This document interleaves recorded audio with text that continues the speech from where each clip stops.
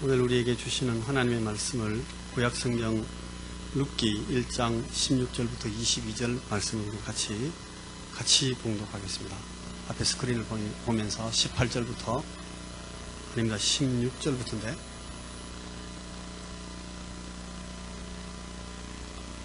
그럼 제가 16절과 17절을 읽고 여러분들은 이제 18절부터 같이 읽으면 되겠습니다. 제가 먼저 16절 17절 읽겠습니다. 룻이 이르되 내게 어머니를 떠나며 어머니를 따르지 말고 돌아가라 강권하지 마옵소서. 어머니께서 가시는 곳에 나도 가고 어머니께서 머무시는 곳에서 나도 머물겠나이다. 어머니의 백성이 나의 백성이 되고 어머니의 하나님이 나의 하나님이 되시리니 어머니께서 죽으시는 곳에서 나도 죽어 거기 묻힐 것이라. 만일 내가 죽는 일 외에 어머니를 떠나면 여호와께서 내게 벌을 내리시고 더 내리시기를 원하나이다 하는지라. 자, 이제 18절부터 같이 읽겠습니다. 시작. 나오미가 룻이 자기와 함께 하기로 굳게 결심함을 보고 그에게 말하기를 그치니라. 이에 그 두 사람이 베들레헴까지 갔더라.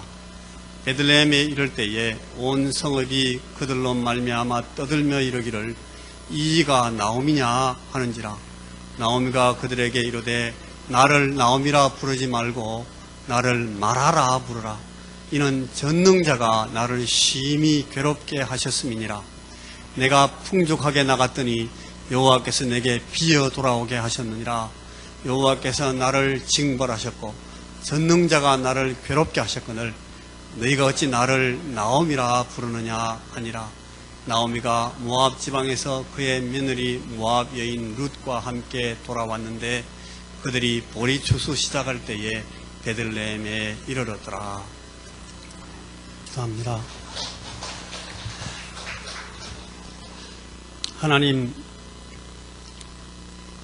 우리들을 이 땅에 보내시면서 우리 어머니와 우리 아버지를 통해서 이 땅에 나게 하신 것을 참으로 감사합니다.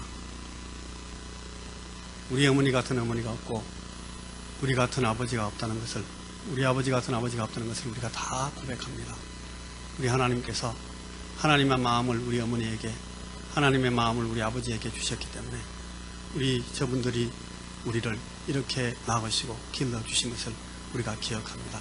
오늘 이 어버이 주를 맞으면서 우리가 하나님 앞에 우리 하나님 대신해서 저희들을 낳으시고 저희들을 가르치시고 저희들을 키워주신 우리 어머니와 아버지를 하나님 앞에 감사드리오니 주여 이 시간도 우리 마음 가운데 이 사랑이 살아있게 하시고 우리가 받은 이 사랑으로 우리의 삶을 풍성하게 할 뿐 아니라 하나님, 우리가 참으로 우리에게 자식된 도리를 잘 하면서 어버이가 될 수 있는 그런 마음, 그런 사랑도 주시기를 원합니다.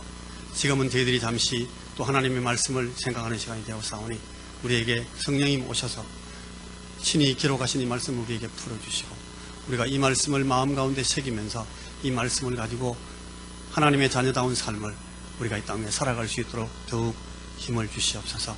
예수님 이름으로 기도하옵나이다. 아멘. 우리가 지난 시간에 이어서 오늘도 이 룻기를 계속해서 생각해 나가겠습니다. 이 세상에는 늘 두 세력이 항상 부딪힙니다. 하나는 계속 부수고 깨고 찢어놓는 세력입니다. 그리고 또 하나의 세력은 그걸 붙이고 또 짝 맞추고 새로 만들어 보려고 하는 그런 한 세력이 있습니다. 이 두 세력이 처음부터 지금까지 계속 싸워왔어요. 이 역사가 끝날 때까지 계속될 겁니다. 부수고 산상조각 내고 깨뜨리는 그 세력은 사단의 세력입니다. 죄는 끊임없이 파괴하는 힘입니다. 그런데 우리 예수 그리스도는 회복시키시고 세우시고 다시 짜맞추어 일으키시는 분이십니다. 우리가 이 두 세력의 모서리에서 늘 살아갑니다. 룻기가 그 얘기를 이렇게 합니다. 여러분, 이 룻기 이야기의 흐름의 이 모티브로 작용하는 모압 여인 이 사람 이름 룻의 이름을 따서 이 명칭을 성경이 룻기라 그렇게 했는데요.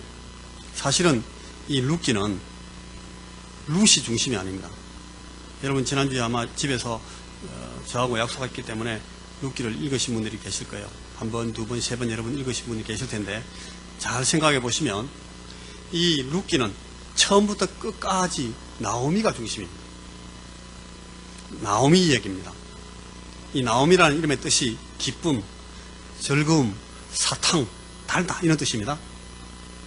이 나오미가 여호와 하나님께서 자기 백성에게 주신 언약의 땅, 그 언약의 영역을 떠나고 죽음과 맞닥뜨립니다. 당연히 하나님은 하나님의 그 선대하시는 언약, 이 헤세드, 은혜의 언약, 긍휼의 언약, 이 언약을 떠나버린 자기 백성을 돌이키시기 위해서 징계하십니다. 여러분, 이 징계라는 것은 벌 준다는 뜻이 아니고 성경에 나오는 그 징계는 영어로는 디시플린이라는 뜻입니다. 디시플린. 디시플린이 뭔가 하면 훈육한다는 겁니다. 훈육. 그러니까 아버지가 아이들을, 어머니가 자녀들을 때리기도 하죠. 이게 죽으라고 때리는 게 아닙니다. 똑바로 하라고. 더 잘 되라고. 5대, 딴 사람한테 동네 나가서 10대 맞지 말라고 엄마가 한 대 때리는 겁니다. 그걸 갖다가 징계라 그러는데 하나님이 꼭 우리를 그렇게 징계하십니다. 디시플린 하십니다. 그래서 하나님은 이 우리에게 약속하신 그 은혜를 계속 주시는 입장을 지키시고 끝까지 일관되게 신실하게 그 약속을 계속 유지하십니다. 그 약속을 유지하기 위해서 때때로 우리에게 붙잡기도 하시고 때리기도 하시고 하나님이 확 옮겨서 똑바로 세우기도 하시고 이렇게 합니다. 그걸 징계라고 하는 겁니다. 이게 히브리서 같은 데서는 더 명확하게 아주 직설적으로 나옵니다. 근데 결국 이 나오미는 남편 엘리멜렉, 그리고 아들, 큰아들 이름이 말론, 둘째 아들이 기리온인데 이 두 아들을 그리고 남편을 다 잃고 완전히 텅 빈 사람이 돼가지고 쓴 인생을 지고서 다시 언약의 땅으로 돌아오는 겁니다. 그리고 그녀에게는 하나님의 언약을 발견하고 거기 의지하고서 동행하려고 하는 그런 의지를 가진 며느리가 있습니다. 룻이면. 그래서 하나님이 이 룻을 통해서 오히려 이 나오미의 빈손을 다시 채우시고 부서진 나오미의 인생을 다시 짜맞추시고 그래서 이 마라와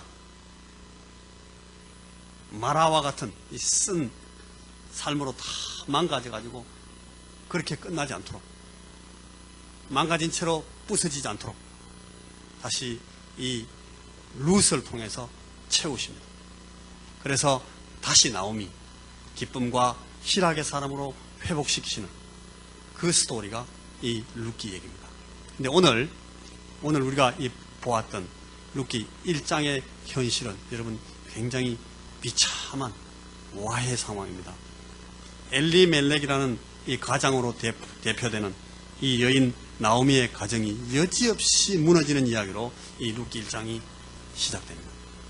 여러분 이 엘리멜렉이라는 이름의 뜻은 엘리는 뭔가 하면 나의 하나님 그 뜻입니다. 엘리. 그리고 멜렉이라면 멜레크. 이거는 왕입니다. 왕. 그러니까 이 엘리멜렉 이 말은 서술적인 의미로 하면 나의 하나님은 왕이시다. 그런 뜻입니다. 엘리멜렉. 이름이 굉장히 좋죠. 나의 하나님은 왕이시다. 이 멜렉이라는 어구 자체가 여러분 이 귀족들이 쓰는 이름입니다. 그러니까 이 엘리멜렉은 잘은 정확하게 알 수 없지만 이 베들레헴 에브라 지방에서는 이 사람이 아주 유력한 사람이었습니다. 함부로 저 막 굉장히 신분이 낮은 사람이 이 멜렉이라는 이름 못 썼어요. 그래서 엘리멜렉은 굉장히 귀족이었던 사람이고 아주 고귀한 사람이었던 것 같아요. 아마도 이 엘리멜렉은 자기 이름 자체가 하나님에 대한 엄숙한 신앙 고백이었기 때문에 이 엘리멜렉은 신앙적인 가정 배경이나 그의 성장 배경이 굉장히 영적이었을 가능성이 높습니다. 그러니까 하나님은 나의 왕이시다. 이렇게 말하는 사람이 여러분 어려서부터 자라났으니까 충분히 이해할 만하잖아요. 그죠? 여러분 특별히 이 지난주에 제가 생각했던 것처럼 이 사람들이 살던 그 시대를 우리가 다시 기억해 볼 필요가 있습니다. 사사기 시대입니다. 사사기 시대는 어떤 시대? 왕이 없는 시대. 왕이 없어서 사람들마다 제 멋대로 저 좋은 대로 살던 시대였습니다. 누구나 다 왕입니다. 그때는 다 지가 왕입니다. 그래서 나라가 사람 숫자만큼 많았습니다. 그게 사사기입니다. 그러니까 전부 지 맘대로 지가 왕이니까 지 멋대로 하는 겁니다. 근데 그 시대에 이 엘리멜레크, 나의 하나님이 왕이시다. 여러분, 이 고백이 얼마나 절실하고 절박한 신앙의 선언이었겠습니까? 내가 이 세대에 믿음을 보겠느냐? 우리 주님이 그런 말씀하시잖아요. 아마 안타깝게 이 사사기 시대도 하나님께서 믿음 있는 사람을 막 찾았을 거예요. 그런데 여러분, 그 하나님 앞에 하나님이 막 찾으시는 그 백성들 속에 엘리멜레크가 있는 거예요. 하나님은 나의 왕이십니다. 왕이신 나의 하나님. 하나님께 얼마나 고마운 사람이었겠습니까? 안 그래요? 그죠? 근데 여러분, 이 사람이 그만 자기 이름을 스스로 배반해버려요. 이름은 그렇게 떠벌려 놓고 자기 삶으로서는 하나님을 왕으로 모시지 않는 거예요. 자기 인생의 위기가 닥치자 하나님을 왕으로 의지하지 않습니다. 왕이라 했던 하나님은 완전히 없는 분으로 무시, 아무것도 아닌 뒷방 할아버지로 취급해버립니다. 그분에게 물어보지도 않고 그분을 돌아보면서 이렇게 할까요? 저렇게 할까요? 선택에 대해서 여쭤보질 않습니다. 그분에게 왕이시니까 날 도와주십시오, 나를 보호해 주십시오 요청하지도 않습니다. 얼른 자기 자신이 왕의 자리에 앉아버립니다. 엘리멜레크가 아니고 하나님이 나의 왕이시다가 아니고 내가 나의 왕이다. 이 사람도 역시 사사기로 가버립니다. 눈앞에 벌어지는 상황을 보고 자기 안목에 이끌려 자기 안목의 행복인 것을 찾아서 아무런 주저도 머뭇거림도 없이 하나님 주셨던 언약의 영역 밖으로 그냥 터벅터벅 걸어나가버려요. 당연히 자기 인생에서는 자기가 왕이라는 겁니다. 내 인생은 내 마음이다. 내가 왕이니까 내가 결정한다. 내가 가장이다. 자기 멋대로. 사사기 시대의 신사답습니다. 이 엘리멜렉이라는 이름이 무색하게 입으로 자기 이름으로는 하나님이 나의 왕이십니다. 하나님이 나의 왕이십니다. 이렇게 고백하지만 그의 삶은 완전히 사사기, 주위의 다른 사람들하고 전혀 다르지 않습니다. 왕이 없어서 하나님이 그의 왕이 아니었기 때문에 먹고 사는 문제가 터지자 한치의 망설임도 없이 끄뻑끄뻑 자기 아내와 아들들을 다 이끌고 하나님이 부르심과는 전혀 무관한 곳으로 먼 이방 땅으로 그냥 떠나버립니다. 그때 이방은 지금하고는 이 의미가 다릅니다. 이 선교적인 의미에서 이방이 아닙니다. 이방으로 나가는 행동이 이 시대에는 지금 우리 시대의 이동이나 무슨 출타 이런 것과 전혀 다르게 아주 신앙 고백적인 의미를 가졌거든요. 생면 부지 정도가 아니라 모압 땅, 여호와 하나님께서 아주 엄중하게 금하신 그 제한의 땅으로 비실비실 도망쳐버렸습니다. 아마도 그랬을 겁니다. 잠시 나갔다가 상황이 풀리면 돌아오지. 돌아올 거야. 다시 돌아오면 되지 뭐. 그렇게 생각했을지도 몰라요. 그 1절에 우거하러 갔다 그랬어요. 우거하러. 이 말은 무슨 말인가 하면 나그네 살이 하러 갔다 이 말이에요. 아마 이게 그 암시예요. 갔다가 올라 그랬다는 거예요. 그럼에도 불구하고 그 오판, 이 판단의 코스트, 값은 여러분 한 방에 그대로 죽음이었습니다. 남편인 엘리멜레크 이 자신이 죽어버리고 다시 장남이 죽습니다. 그리고 결국 작은 아들도 또 죽습니다. 완전히 멸문해버렸습니다. 가문이 완전히 폐쇄되는 망신을 당하고 이제 뿌리도 기둥도 없는 다 이런 과부 어머니만 죽은 이름들을 들고 황망히 서 있는 거예요. 이 1장 제일 첫 부분이 그냥 확 이렇게 되버렸죠. 여러분, 우리가 다 같이 함께 루키 1장 첫 부분의 본문을 제가 개인적으로 번역한 이 사역을 가지고 한번 다시 읽어보겠습니다. 자, 같이 앞에 스크린이 있는데 같이 한번 읽어볼게요. 시작. 사사들이 다스리던 시대에 그 땅에 기근이 들었다. 유다 베들레헴에 사는 어떤 남자가 모압 땅에서 나그네 살이를 하려고 아내와 두 아들을 데리고 길을 떠났다. 그 남자의 이름은 엘리멜렉이고 아내의 이름은 나오미, 두 아들의 이름은 말혼과 킬리온이고 그들은 유다 베들레헴 출신이고 에브라 족속 사람들이었다. 그들이 모압 땅으로 가서 거기에 머물렀다. 그러다가 나오미의 남편 엘리멜렉이 죽었고 나오미와 그녀의 두 아들만 남게 되었다. 그들은 자기들을 위하여서 모압 여인들을 아내로 삼았다. 첫째의 이름은 오르파이고 둘째의 이름은 루스이다. 그들이 거기서 10년쯤 살았다. 그러다가 말혼과 킬리온 그 두 사람도 죽었다. 그래서 그 여인은 두 아이와 남편을 다 잃고 홀로 남게 되었다. 여러분, 방금 우리가 이 쭉 읽은 이 얘기를 자세히 보시면 누가 이 얘기의 중심에 있습니까? 나오미가.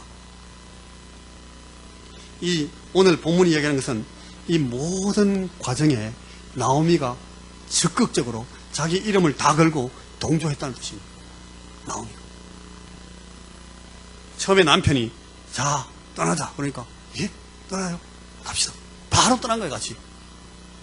그리고 어느 날 갑자기 남편이 설명도 유언도 없이 무슨 얘기도 하나 안 하고 팍 겁사를 당했는데도 이 여인은 은혜와 축복의 언약의 땅으로, 언약 안으로 되돌아올 생각을 하지 않습니다. 돌이키지 않습니다. 이 아버지가 죽으면 당연히 어머니가 이제 가장이 되는데, 이 유대인들의 가족 구조상. 자기가 어머니로서 혼자 남은 어머니가 됐을 때도 안 돌아오는 겁니다, 나오미가. 오히려 마음을 더 굳게 하고 남편 따라 나섰던 길을 꿋꿋이 계속 걸어가기로 합니다. 성장한 두 아들 말론과 기레온을 그 땅 여인들을 며느리로 맞아들여요. 이러면 안 되거든요. 이렇게 하지 말라 그랬어요. 그 아브라함 같은 사람을 보십시오.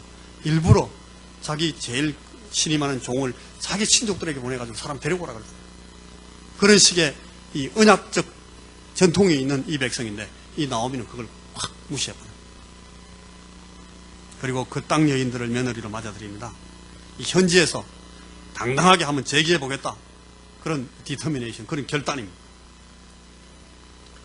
언약의 성소가 있는 땅을 자발적으로 떠나서 이방 땅에 우거하려고, 나그네살이 하려고 나섰다가 거기 아예 뿌리를 내릴 요량으로 자리 잡았습니다. 이 점점 내려가더니 이제 더 이상 깨닫지도 돌이키지도 못하는 영적 어두움에 푹 빠져버립니다. 완전히 함몰되었습니다. 여기까지를 한번 요약해 볼 필요가 있습니다. 여러분, 나오미가 저질른 이 커밋한 이 첫 번째 실수에 대해서 1장 5절의 본문이 이렇게 지적합니다. 문제로부터 달아나려고 시도했다는 것. 이게 나오미의 첫 번째 실수입니다. 유다 베들레헴이 흉년을 겪고 있습니다. 유다라는 말은 찬송이라는 뜻입니다. 유다의 땅이라는 말은 찬송의 땅이라는 뜻입니다. 그 원어적인 뜻으로 하면. 이 베들레헴은요, 베스라는 것은 집입니다, 집. 그리고 레켐인데, 레켐은 빵이라는 뜻입니다, 레켐이. 떡집입니다. 베들레헴은 떡집이라는 뜻, 빵집이라는 뜻이에요. 빵집. 이런 빵집 알잖아요. 어느 나라에 제가 한번 가봤는데, 아침에 떡 나가니까, 동네에 막 길이 쭉 길을 써 있어요. 그래서 제가 가서 물어봤어요. 이거 뭐 하는 줄이냐고. 그러니까, 빵집에 신선한 빵을 가지려고 빵 받으러 줄 서 있는 거예요. 바게트 빵 그거 받으려고. 근데 그러고 나서 그 얘기를 듣고 나서 보니까 빵 냄새가 온 마을에 진동을 합니다. 빵집입니다, 빵집.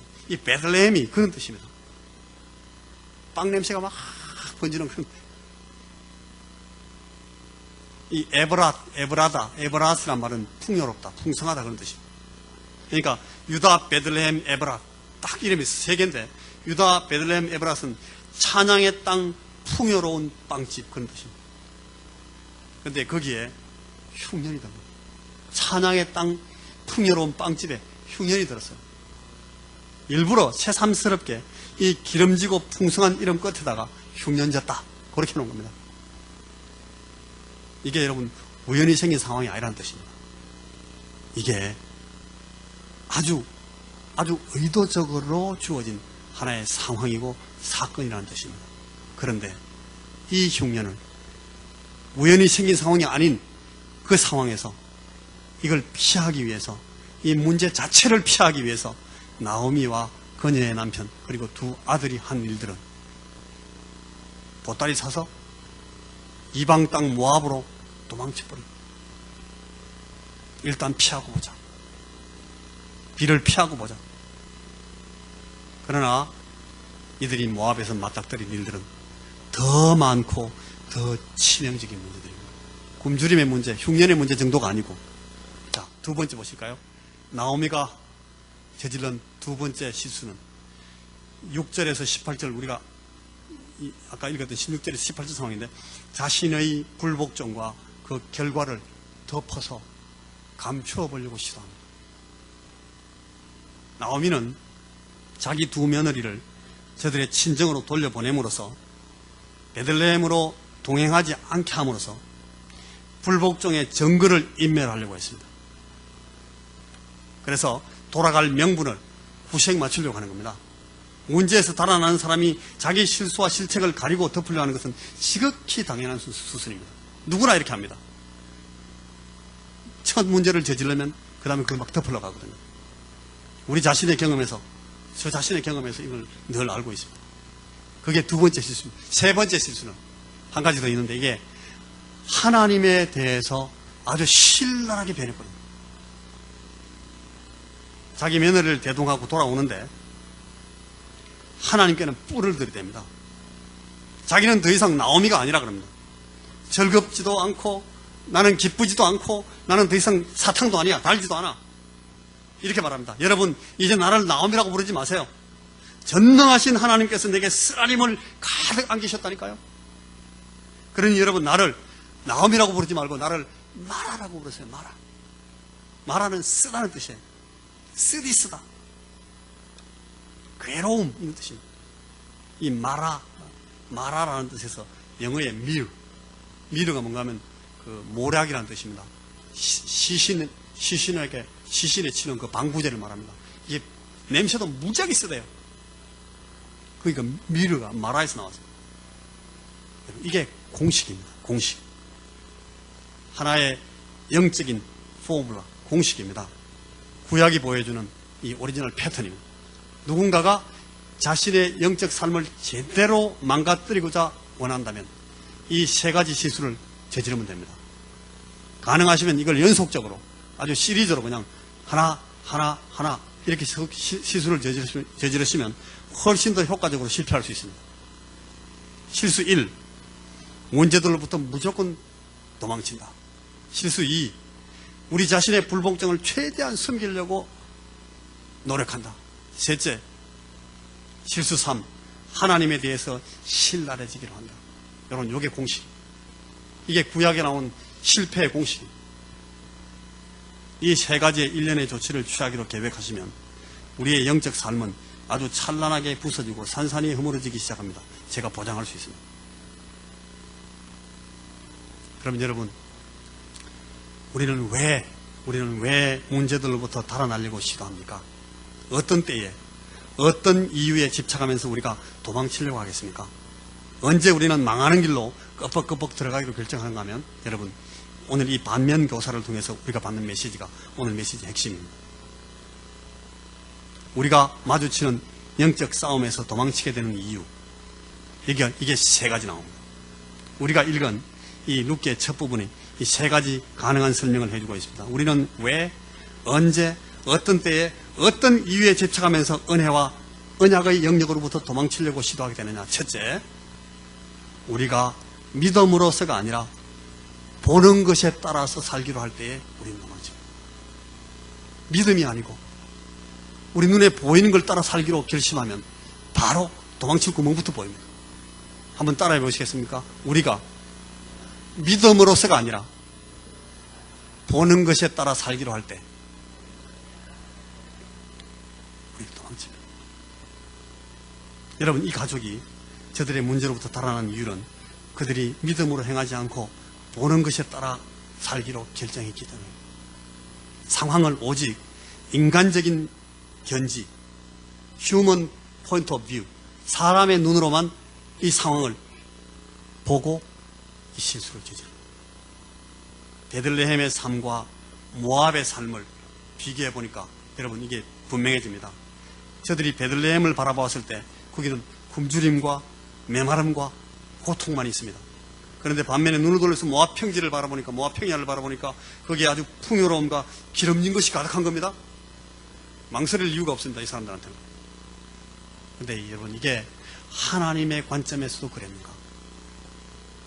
하나님의 관점에서도 그랬는가? 이게 이제 문제입니다. 이 사람들은 미처 이 점을 통찰하지를 못했습니다.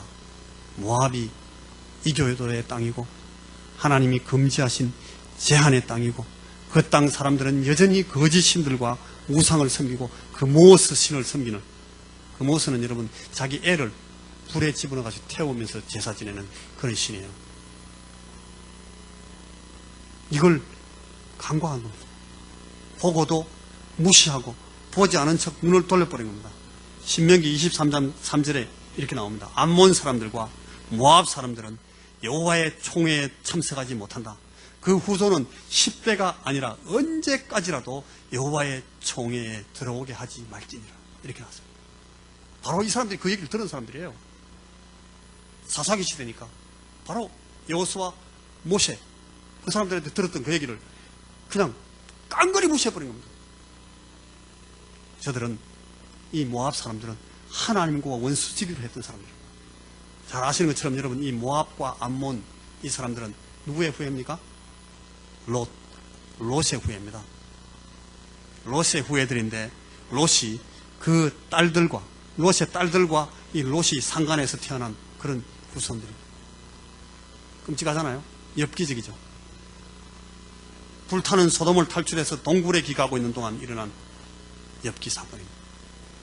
딸들이 아버지한테 술을 이빠이 먹여가지고 아버지가 술이 취했을 때 그 딸들이 아버지에게 씨를 넣는 겁니다. 거기서 이 족속들이 태어났는데 그게 모압과 암몬이에요. 광야에서 히브리 사람들을 지속적으로 괴롭힙니다. 늘 뒤에서 때립니다. 광야 행렬이 쭉 길게 가면 뒤쪽으로 와가지고 막 뒤에 사람들 막 죽이고 도망쳐버려요. 몇 번이나 그렇게 합니다. 지속적으로 괴롭히고 그 다음에 포로 잡아가서 타락시키고, 자기들 신을 섬기라고 자기들 여자를 막 보내가지고 그 히브리 남자들을 막 타락시키고, 그리고 자식을 불태워드리는 그 금오세의 제사를 붙들이는 그런 중동의 아주 유명한 부족이에요.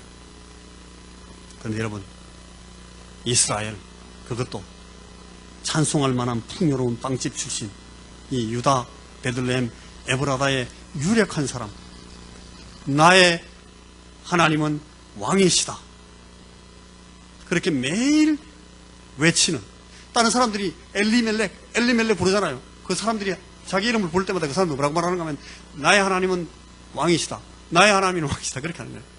자기의 이름이 다른 사람들로 하여금 신앙 고백을 하게 만들어요. 자기만 만나면 모든 사람들이 나의 하나님 왕이시다 야 이렇게 부르는 거예요. 나의 하나님은 왕이시다 이렇게 부르는 거예요. 그런 사람이,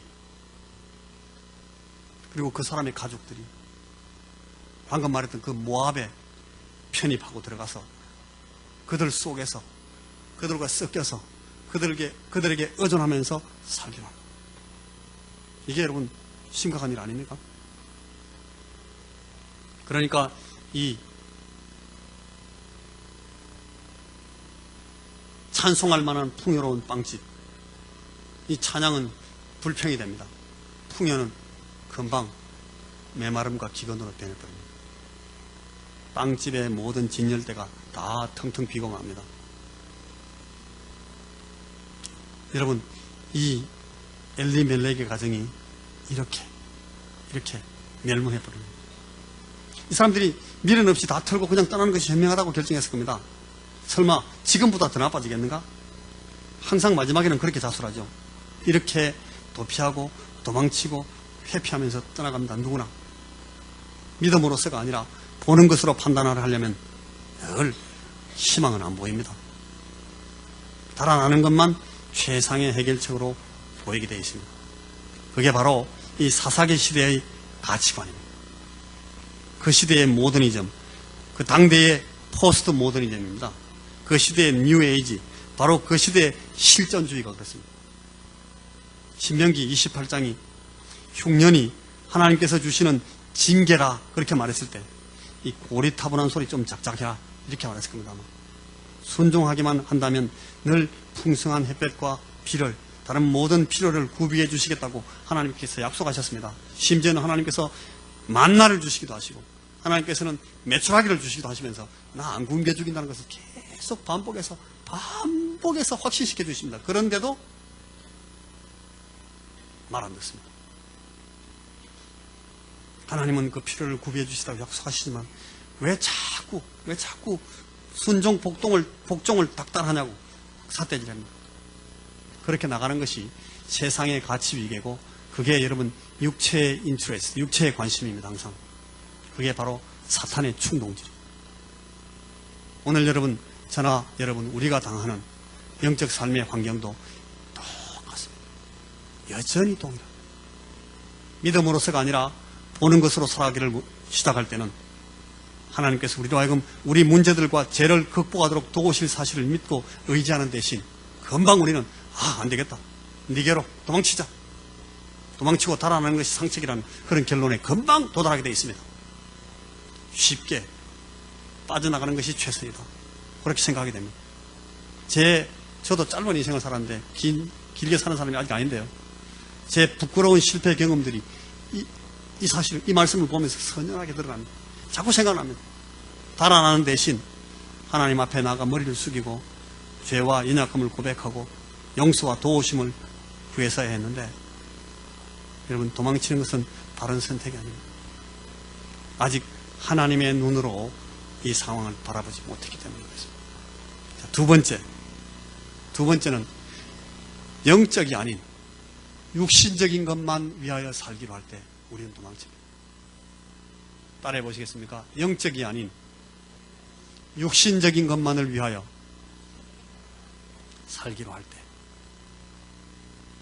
우리가 문제들을 대면하고 달아나는 두 번째 이유는 영적인 것이 아니라 육적인 것을 우선하는 가치로 살기 때문에 도망칩니다. 먹고 봅시다. 우선 먹고 삽시다. 밥 먹고 합시다. 먹고 살아야 될 거 아니에요, 먼저. 늘 그렇게 말합니다. 이 성 프란시스코가 그런 말을 했습니다. 나는 하나님의 뜻을 벗어나 배부르고 만족하기보다는 차라리 하나님 뜻 안에서 굶어 죽겠다. 그렇게 말하는 사람이 있어요. 이게 이 프란시스코의 얘기만 아니에요. 사실은 우리 주님의 말씀이기도 합니다. 이 사단이 말했어요. 이 돌들로 빵을 만들어 먹어라. 무슨 뜻이에요? 먹고 살아야 된다, 우선. 니 굶었잖아. 먹고 사는 게 우선 최우선이야. 그러니 이렇게 해봐라. 너 하나님의 아들이잖아. 그때 말씀하십니다. 사람이 빵으로만 사는 것이 아니라 하나님 입으로 나오는 모든 말씀으로 사는 거다. 살아야 한다. 생명이 무엇보다 중요하고 우선하는 가치다. 맞는 말입니다. 대단히 옳은 말입니다. 그러나 그 말이 여러분 수단과 방법을 가리지 말고 그 어떤 대가를 치르든지 무조건 살아남아야 된다 라고 했을 때 이거는 참이 아닙니다. 우리들이 하나님의 뜻에서 벗어나서 삶의 모든 가지 위로를 확보하기보다는 차라리 하나님의 뜻 안에서 가난해지고 굶주리게 되는 것이 그 선택이 훨씬 더 낫다 라고 할 때가 많습니다. 이것이야말로 이 루키 1장이 우리에게 강조해주는 굉장히 중요한 소중한 포인트입니다. 창세기 25장에 여러분 에서, 이사우, 이 에서라는 사람이 나와요. 야곱이라는 사람이 형님입니다. 이 사람이 사냥하러 나갔다가 덜에 막 뛰어다니다가 집에 돌아오니까 허기가 막 졌습니다. 근데 거기 동생이 냄새도 찬란한 죽을 쓰고 있었습니다. 그리고 그 동생이 이 죽을 가지고 딜을 해옵니다. 형님, 장자에게 주는 그 축복의 상속들을 되게 파십시오. 이 죽은 형님이 드실 수 있을 만큼 다 드셔도 좋습니다. 오늘 죽 뷔페 합시다까지 그만. 아예 솥단지채로 레스토랑채로 다 가져가십시오. 에서가 그 딜에 전혀 머뭇거림이 없었습니다. 내 인생을 향한 하나님의 계획 따위는 오늘날 내게 전혀 의미가 없다. 배고픈데 뭐. 전혀 주저함이 없었습니다. 하나님의 영광과 하나님의 기쁨 그 앞에다가 자신의 육신과 육체적인 욕구를 두었습니다. 그게 일단 먼저다.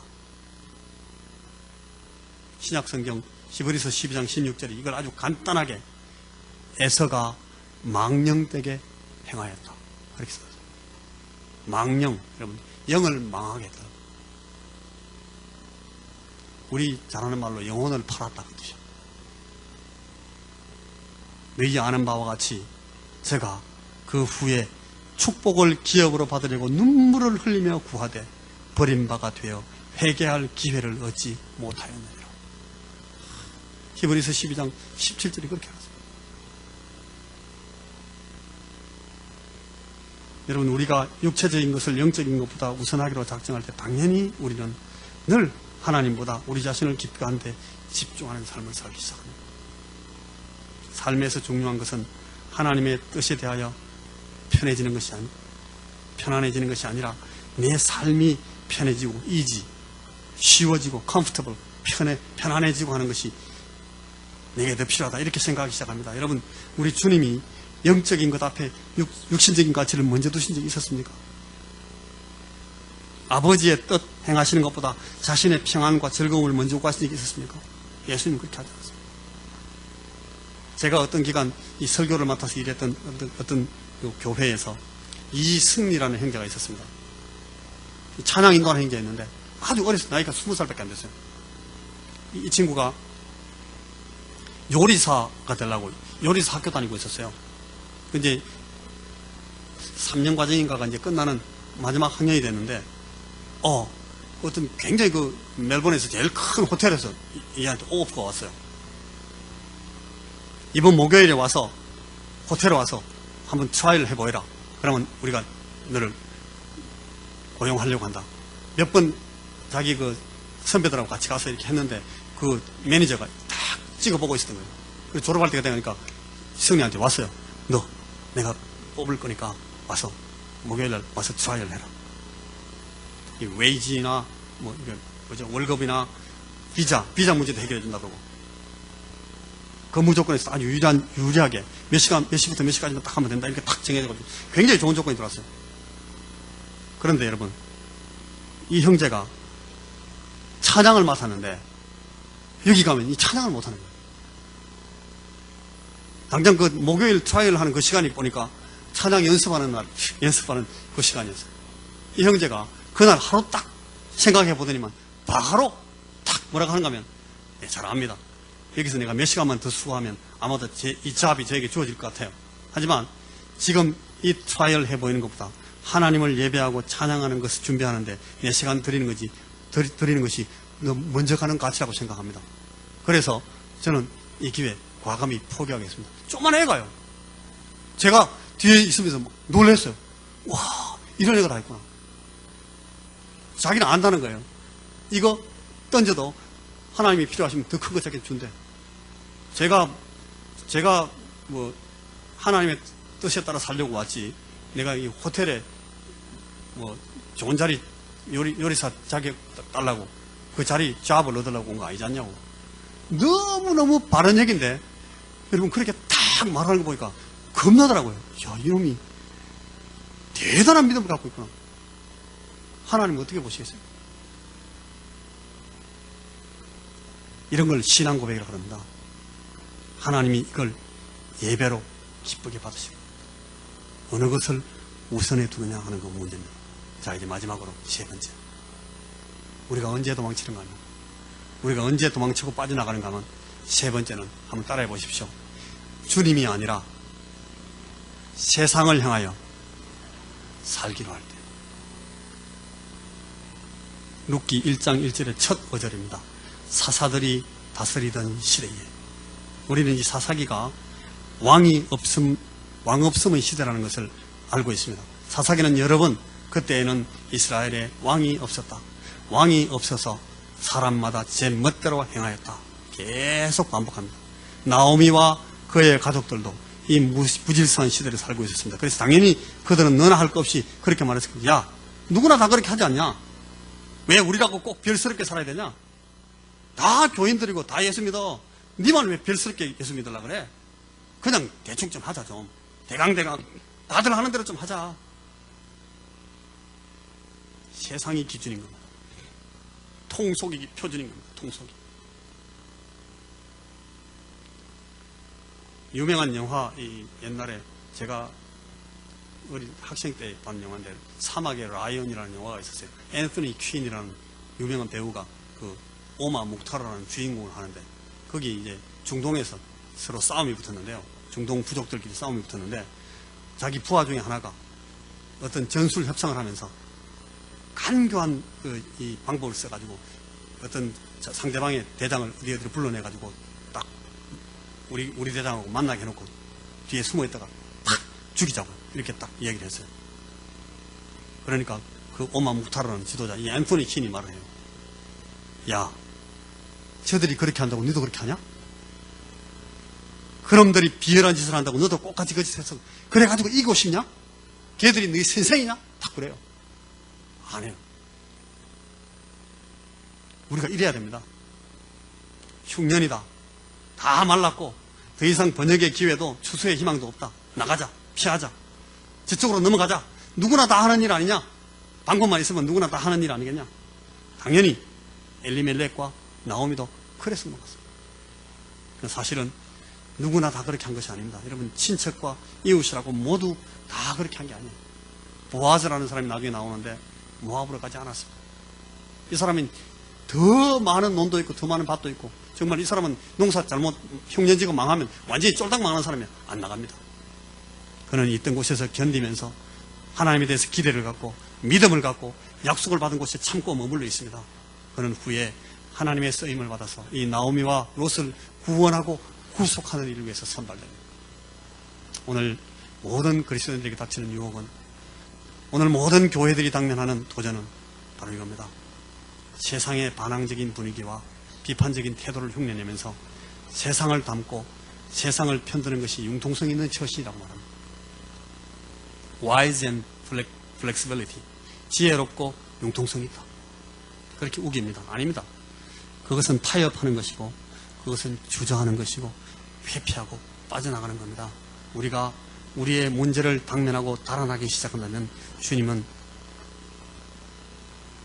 우리가 주님을 향해서 사는 것이 아니라 세상을 향해서 사는 것이 됩니다. 우리 변명은 늘 다 그렇게 하는 거다. 다 그런 거지 뭐. 그렇게 변명할 겁니다. 그때 우리는 이미 우리 자신의 소견에 좋은 대로 행하는 것이 되는 겁니다. 우리는 그렇게 함으로써 우리의 왕을 그분의 왕좌에서 끌어내리게 됩니다. 예수 우리 왕이여, 왕이신 나의 하나님.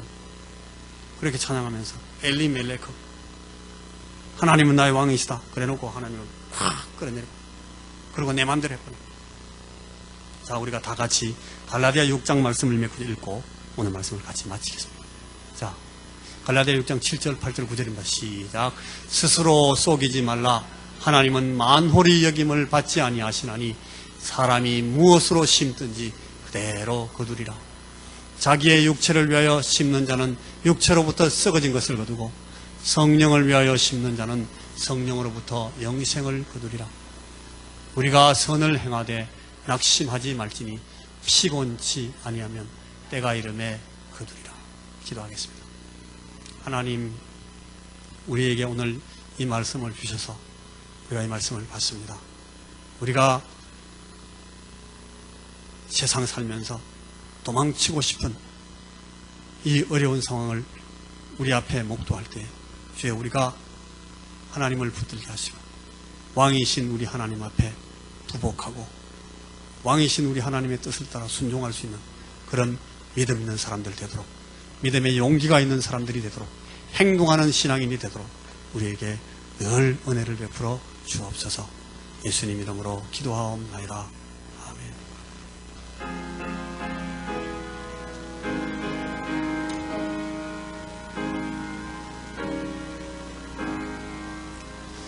예수는 나의 힘이요 내 생명 되시니 구주 예수 떠나 살면 죄 중에 빠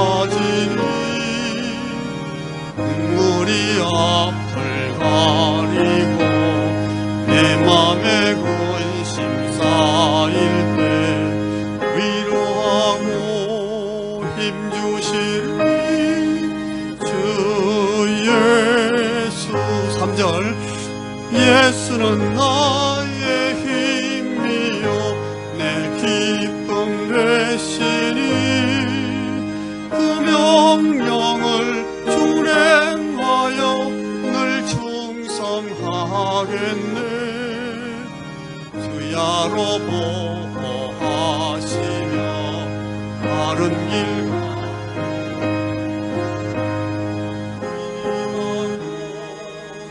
나아가리. 주 예수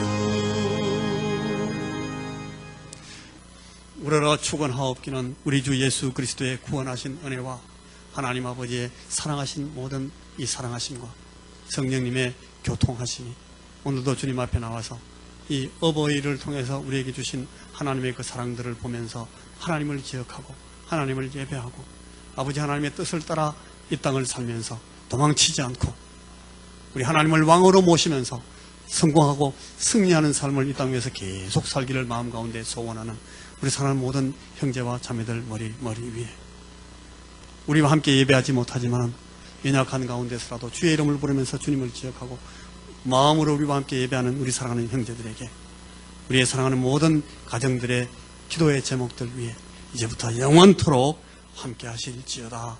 아멘.